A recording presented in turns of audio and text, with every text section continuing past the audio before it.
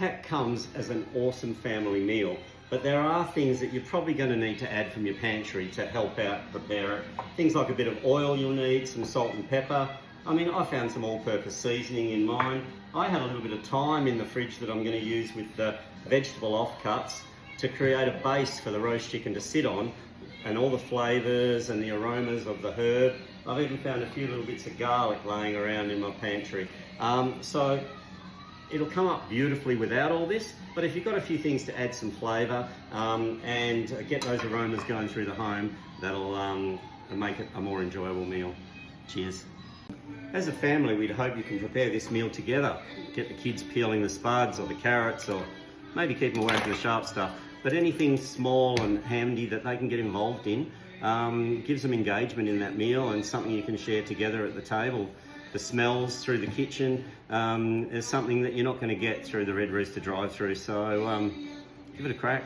Good idea would be to prepare your vegetables in advance. I've peeled some potatoes, put them into a pot of water here just so that they're ready to go in. We've peeled and prepared the pumpkin, the carrots are peeled, and those scraps of veg I'm going to put in the base of where we're going to roast the chicken. There's that bit of thyme that I found. I'm going to throw that in as well.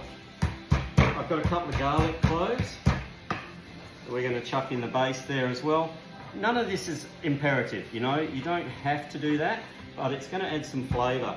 And the onion that's provided in the pack, I'm going to use as a base to sit the chicken on with those veggies. Just roughly cut, didn't even peel it, but that chicken is going to sit up on there and all the flavour is going to come through into the chicken as it roasts. There we go.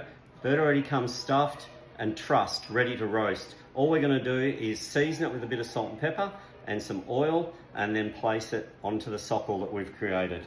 Come this way. There we go. So that's the veggies there. Sorry guys, there. And we're going to pop the chicken onto those and work from there. As mentioned, the chicken's already trussed, right? It's ready to go there. The stuffing's all in there and it's tied up. But down the bottom, you've got the wing bits flapping around. What we're going to do is just bend it under and tuck it under the breast, each side. So there we go. Ready for the pan.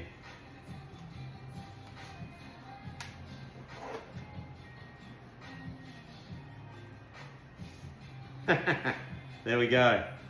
Ready for the pan.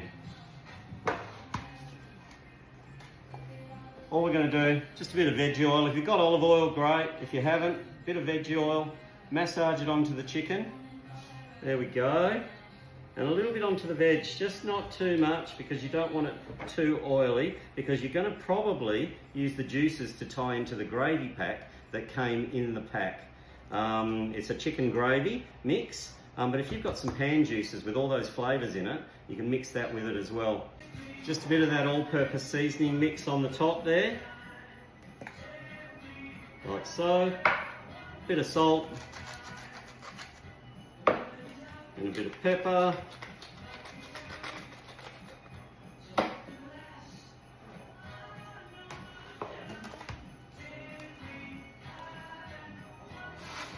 And that's ready for the oven.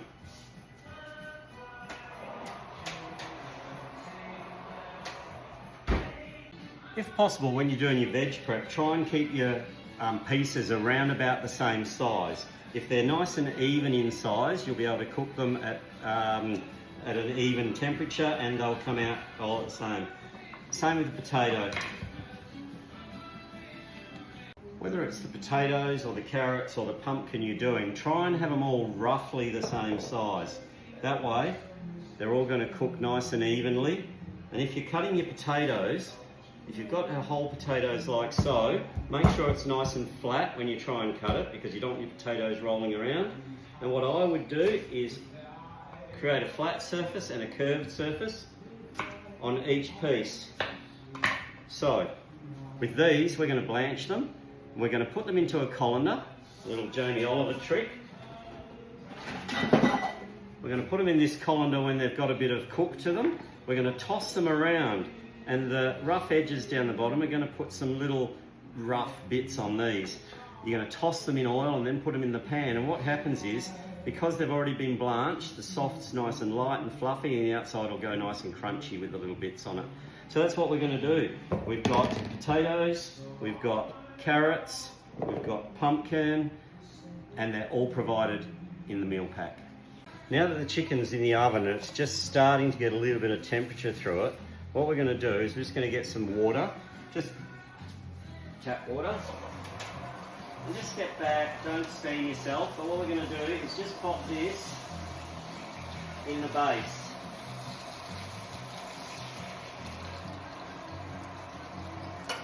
So what that's going to do is, as the chicken cooks, juices are going to drop in there, and it's all going to steam up through the chicken.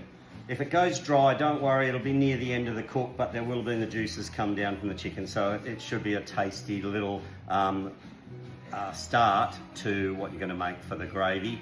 Or you can just use the packed gravy and discard that. The flavour will have already gone through the chicken, whatever you decide to do.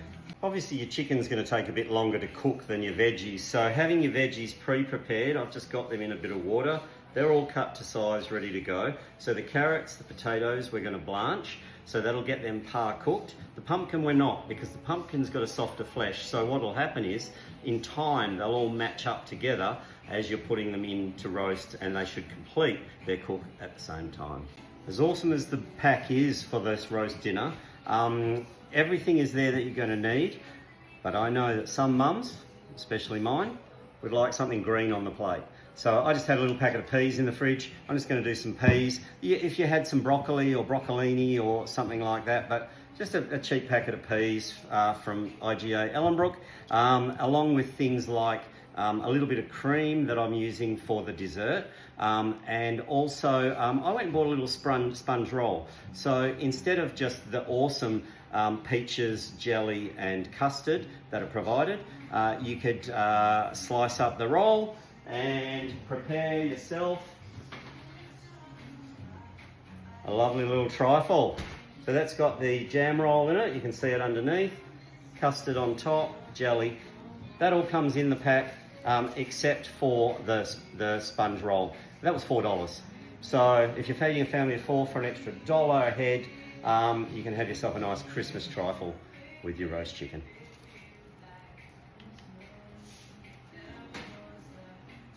A home-cooked family meal doesn't have to be fancy, but it can be tasty and it can be prepared at home, and you can do it with the kids. Make it an event, make it a special occasion. Okay, chicken's been in about 20 minutes, starting to get some heat through it, starting to get some colour. We're going to have a look and we'll give it a baste.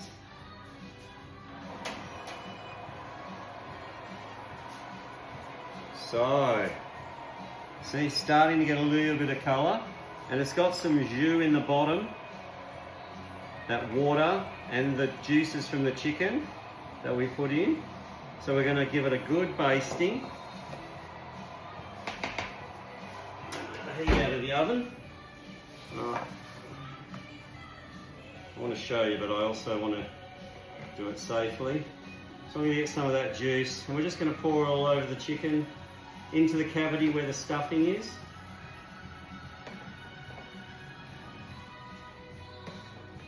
The onions and the carrots and that little bit of thyme that I found lying around, and the garlic.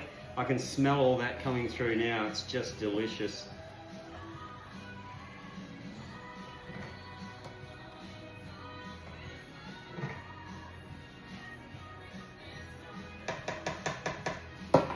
And back in the oven.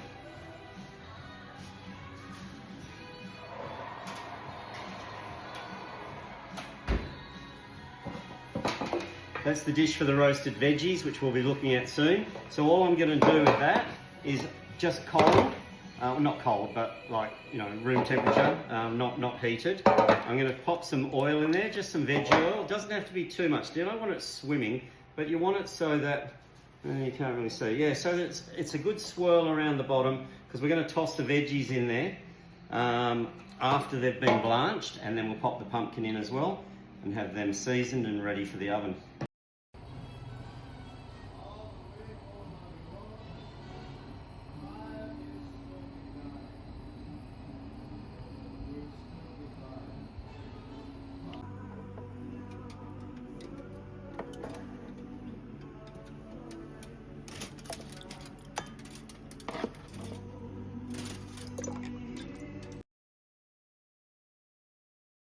Okay, we're going to blanch the potatoes and carrots. So we've got boiling water in the pot on the stove. We're going to pop them in until they're just tender. So they've got to have a bit of softness to the outside, but you don't want them cooked right through because obviously they're going to roast. The carrots as well, get them in the same pot, may as well. And remember, the pumpkin is not getting blanched, it's just going straight in. Just a bit of salt in that water and bring them to the boil, simmer them for a while, and away we go. When you're popping any of these in, just toss them in the oil. So coat them. It's going to be hot with the potato and the carrot, remember? So strain them and just watch that you don't, if you are tossing them, that you don't burn your fingers. But toss them around so that they're all fully coated. And then when the carrots and potatoes come out, we'll put them in as well. All right, pumpkin ready to go. Again with the pumpkin, pop it on the rounded side down. If you put it flat, they'll stick. So as we've mentioned before, we've tossed the potatoes around. They've got some lightly roughed edges on them. Tossed them around in the colander. They're nice and dry. So what we're going to do is we're just going to pop them down there, and then we're going to take them and pop them into the oil, and we will toss them around and then put them on their backs, like so.